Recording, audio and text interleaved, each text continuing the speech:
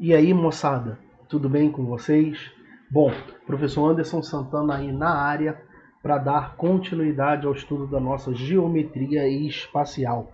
Já fizemos o estudo dos prismas e agora vamos partir, de acordo com a estrutura do nosso material didático, vamos partir para o estudo do cilindro.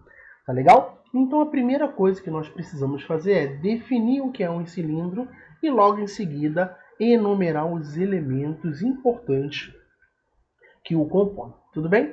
Então aqui você tem uma figura, tá? E aqui você tem uma definição formal que diz o seguinte: sejam alfa e beta planos paralelos, seja C um círculo contido no plano alfa.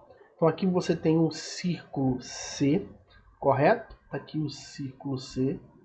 E em alfa, e uma reta R secante aos planos alfa e beta. Vamos estar aqui a reta R. O que é um cilindro? O que é este sólido? É um sólido formado pela união de todos os segmentos paralelos a R, cujas extremidades estejam no círculo C, que pertence ao plano alfa, e no plano beta. Então, toda reta que tem origem no círculo C, paralela a essa reta R secante aos dois planos, até o plano beta, se você traçar todas essas infinitas retas, o que você vai ter é um sólido que nós chamamos de cilindro. Tá legal? Então, se você traçar todas as retas paralelas a esta reta R, você tem a superfície, tá legal? Que é o nosso sólido cilindro. Tudo bem isso, galera? Então essa é uma definição formal. Uma definição mais prática é a seguinte: cilindro é todo sólido formado por duas bases circulares idênticas e paralelas. Essa é uma outra definição aí, um pouco mais prática do nosso sólido cilindro. Tá legal? Mais importante do que você saber a definição de um cilindro, formal ou não, galera, é a gente saber os elementos importantes que fazem parte no estudo do cilindro. Tudo bem? E o primeiro elemento importantíssimo que aparece, já que a base é um círculo, nós já sabemos que de todo círculo, intuitivamente, nós temos um segmento que parte do centro até um ponto qualquer desse círculo, que nós chamamos de raio. Então aqui o primeiro elemento importante, R, que é o raio da base do cilindro. Base é o nome dado a este círculo apoiado pertencente ao plano alfa, ao círculo C da definição. Tudo bem? Então aqui você tem o raio da base. Muito importante que você tenha isso em mente. Você tem todos os segmentos que formam o cilindro paralelos a esta reta R. A estes segmentos nós chamamos de geratriz. Então, G de geratriz. Tá legal? No cilindro tem geratriz, Anderson? Sim, nós já vamos discutir sobre isso. Certo? Então, todos os segmentos paralelos a essa reta R que nós traçamos para formar o cilindro é o que nós chamamos de geratriz. Perfeito, galera? Nós temos um outro elemento importantíssimo para a nossa resolução de questões, que é a altura de um cilindro. E como é definida a altura no cilindro, moçada? A altura no cilindro é simplesmente a distância entre as bases. Então nós podemos dizer que a distância entre as bases é o que nós chamamos de altura. Então está aqui a altura H do nosso cilindro. Tá legal? H de altura. Perfeito? Então, basicamente, você tem as bases idênticas e paralelas, que são os círculos. R é o raio da base deste nosso cilindro. Geratriz são os segmentos paralelos à reta secante aos dois planos. e a altura é a distância entre as bases. Tudo bem, galera? Então essa é a primeira parte. Vamos encerrar esse primeiro vídeo dando ênfase ao estudo dos tipos de cilindro. Tá legal? Então aqui você tem uma figura que vai detalhar exatamente tudo o que nós precisamos saber acerca dos tipos de cilindro.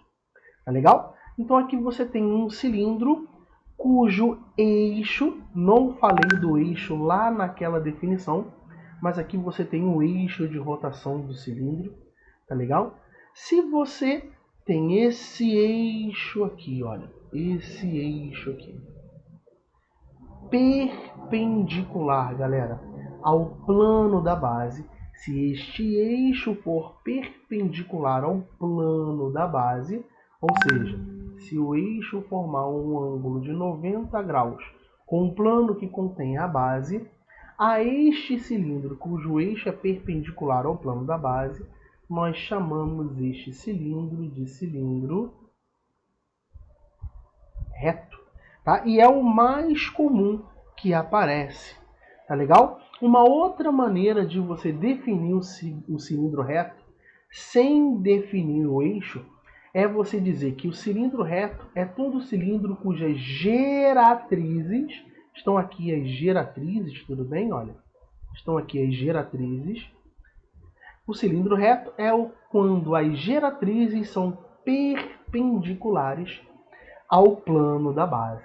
Tá legal? Tá aí uma outra maneira de você definir um cilindro reto. Mas Anderson, por que você definiu o cilindro reto como um cilindro que possui o seu eixo perpendicular ao plano da base? Porque este cilindro reto, ele também pode ser chamado de cilindro de revolução.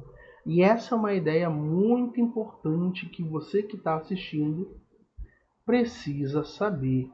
Por que o cilindro reto ele também pode ser denominado cilindro de revolução? Então suponha que você tem o eixo do cilindro aqui, ó, ou uma reta qualquer, tá? E nesta reta você tem associada a ela um retângulo, onde um dos lados deste retângulo está contido nesse eixo. Tá legal? E faz somente aqui um exercício mental. Se você girar esta figura em qualquer sentido, o giro deste retângulo em torno desse eixo vai nos dar a superfície cilíndrica que nós conhecemos, que nós vimos na definição anterior. Tá legal? Então a rotação de um retângulo em torno de um eixo também nos dá o cilindro. Tá legal? O cilindro reto. Fechado, galera? Então, por esse motivo, o cilindro reto também é chamado de cilindro de revolução. Perfeito?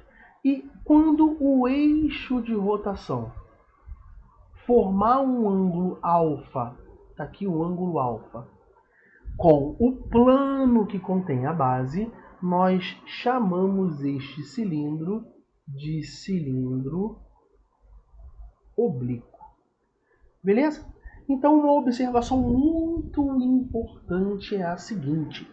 Perceba que no cilindro reto, observando essa figura com calma, você percebe que a geratriz ou as geratrizes desse cilindro coincidem com a altura. Lembra que a altura é a distância entre as bases, galera? Então tá aqui, ó. No cilindro reto, a altura e a geratriz elas coincidem, tá certo? Então vou escrever isso aqui para você. E mais comum nos problemas de vestibular que aparece é o cilindro reto. Por isso que não é muito falado em geratriz. Tá legal? Então tá aqui, olha. A altura coincide com a geratriz quando o cilindro é reto. Já no cilindro oblíquo, isso não ocorre.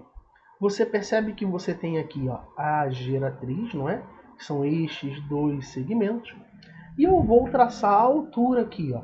Concorda que a altura é este segmento amarelo que eu acabo de traçar? A distância entre as bases. Aqui, ó. A distância entre as bases. Se num problema aparecer um cilindro oblíquo, Geralmente ele vai pedir para você calcular a altura para você obter o volume desse cilindro. Tá legal? E aqui você consegue enxergar no cilindro oblíquo uma relação entre a altura e a geratriz. Perceba que o eixo e a geratriz, por definição, são segmentos paralelos. Então, este ângulo formado pela geratriz e pelo plano da base é alfa. E você observa a formação de um triângulo retângulo, onde você tem um ângulo alfa, você tem um cateto oposto a este ângulo alfa, e você tem a hipotenusa. E aqui você pode fazer uma relação entre a geratriz e a altura de um cilindro oblíquo, aplicando o seno do alfa, já que o seno do alfa é a razão trigonométrica que relaciona o cateto oposto H sobre a hipotenusa G. Então aqui está uma relação muito importante que você que está me assistindo precisa saber. Tá legal? A relação entre a altura e a geratriz no cilindro oblíquo. Perfeito, galera? Então eu encerro o nosso primeiro vídeo e o próximo vídeo nós vamos estudar um outro tipo de cilindro muito importante para a tua aprovação. Legal?